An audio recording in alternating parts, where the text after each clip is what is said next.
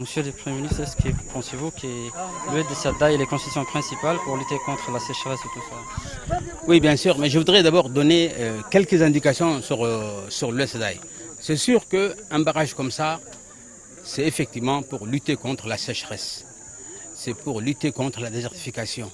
Si on fait partout des retenues dans le pays, c'est pour effectivement ne pas compter uniquement sur les forages, mais compter aussi sur les eaux de pluie qui arrivent, qu'il faut arrêter, qu'il faut en profiter.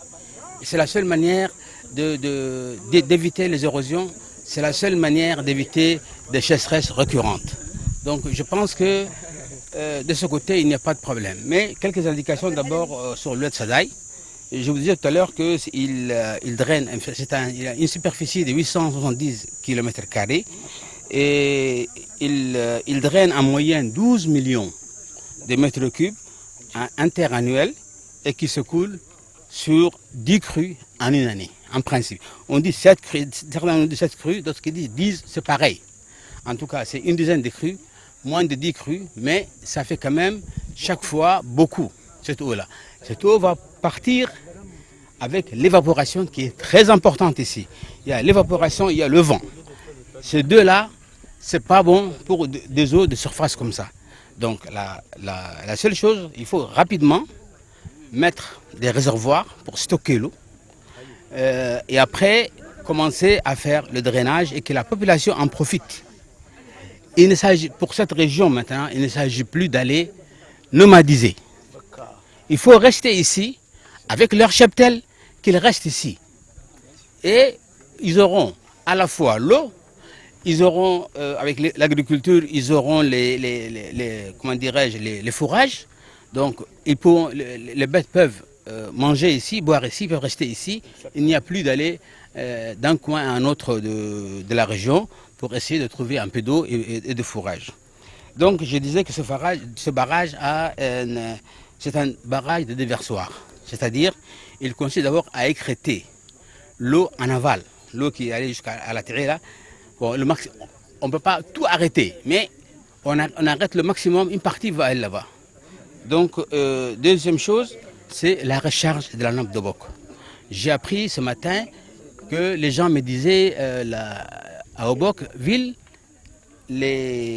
comment dirais-je, l'eau de robinet est devenue douce.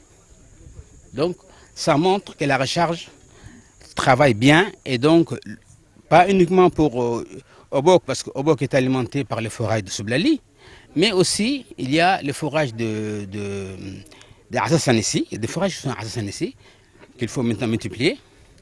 Il y a des forages à Ulma. Tout ça sont alimentés par l'eau de Sadaï. Donc tous ces forages qui sont faits dans le coin, c'est l'eau de Sadaï qui serpente par là et qui alimente tous ces forages. Donc maintenant, l'eau de ces forages va s'adoucir. Sur le troisième maintenant, c'est l'utilisation à des fins agricoles. Donc, il est prévu de faire 100 hectares. 100 hectares dans cette zone-là pour effectivement donner 225 hectares plutôt. Le premier 100 hectares sera fait, mais en réalité, ce sera 225 hectares et puis avec une retenue de 200 à 300 000 mètres cubes. 200 à 300 000 mètres cubes pour l'eau qui est là, il faut le stocker. Il faut le stocker.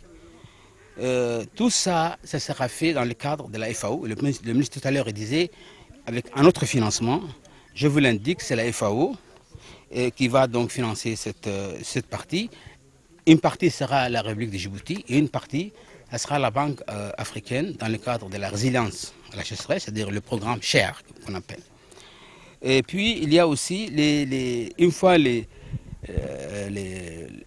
tous les hectares seront mis en place, ils seront distribués à chacun ici et chacun aura un demi-hectare pour qu'effectivement il commence à cultiver. Maintenant, certains m'ont posé la question ici en disant, ce sont des nomades. Le jour où on va leur demander de travailler la terre, comment ils vont faire? Le ministre de l'Agriculture, il vous a dit, il va envoyer des équipes ici, il va former aussi des jeunes sur place sur les techniques agricoles. Comment il faut faire et tout ça. C'est simplement, mais il faut être assidu. Surtout, il faut être assidu. Il ne faut pas oublier aussi que cet ouvrage a pu employer pendant une année à peu près 50 personnes directement et 100 personnes indirectement. C'est un projet qui a lutté quand même contre le chômage. Une fois que le financement a été réalisé, on a commencé à dire, bon, maintenant il faut travailler, il faut lancer l'appel d'offres et tout ça. Entre-temps, il y a eu encore une augmentation.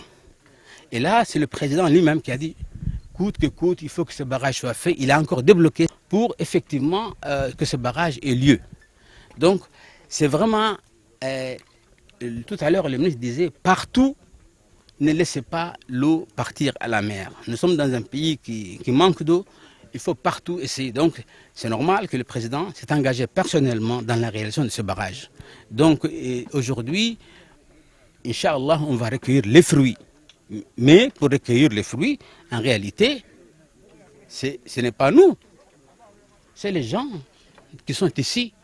Je vois ici leurs notabilités qui sont là. Mais c'est de leur responsabilité d'être ici et regrouper les gens comme ils veulent, mais il faut que les gens travaillent dans ce secteur. Et il faut qu'ils obligent leurs enfants à travailler la terre et non pas à chercher des gains faciles et pour quelques jours, des jeunes qui rentrent à Djibouti. Non, il faut qu'ils restent ici travailler. S'il le faut, ils seront formés au niveau du ministère de l'Agriculture dans la technique culturelle. Voilà. Merci beaucoup.